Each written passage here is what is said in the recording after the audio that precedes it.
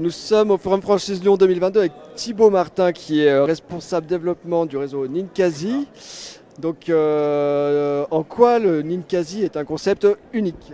Ninkasi, c'est un concept unique aujourd'hui parce qu'on est sur un triptyque, la bière, on est brasseur de bière, une bière artisanale produite à Lyon, le burger sur une restauration plutôt street food mais avec des produits de qualité et principalement de France.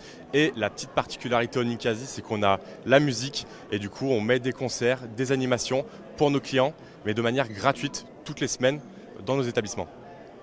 Donc Ninkasi à la base c'est une ancienne lyonnaise. Pourquoi est-ce que vous êtes initialement développé exclusivement en Rhône-Alpes? Alors on a 25 ans, on fête nos 25 ans ce mois-ci. On s'est développé de manière Rhône-Alpes, on va dire que depuis maintenant 23 ans. On n'avait pas cette volonté d'aller en dehors de la région. Pourquoi?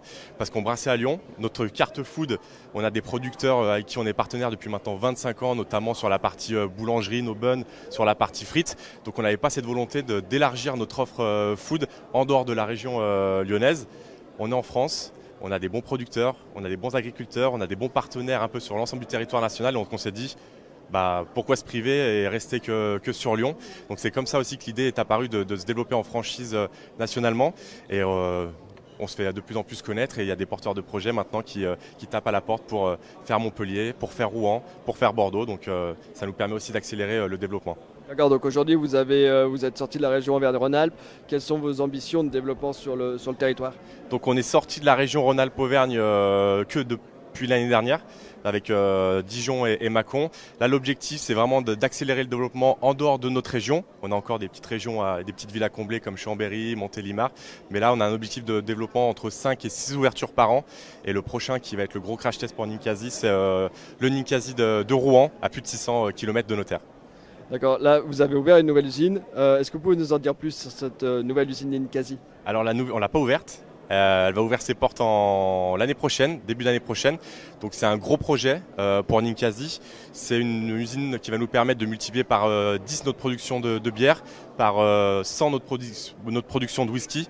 Donc ça nous permet aussi d'avoir un pied dans la GMS, d'avoir des partenariats aussi locaux avec des festivals, avec des associations. On vend notre bière aussi dans des établissements Ninkasi qu'on va ouvrir à Strasbourg, Toulouse. Donc gros projet pour Ninkasi, cette usine qui ouvrira en 2023 et qui va être officiel, on va dire, au printemps 2023. D'accord, donc à fort développement des projets. Quels sont les prérequis pour ouvrir un Ninkasi? Alors souvent on nous dit, est-ce qu'il faut être issu de la milieu de la restauration? Non.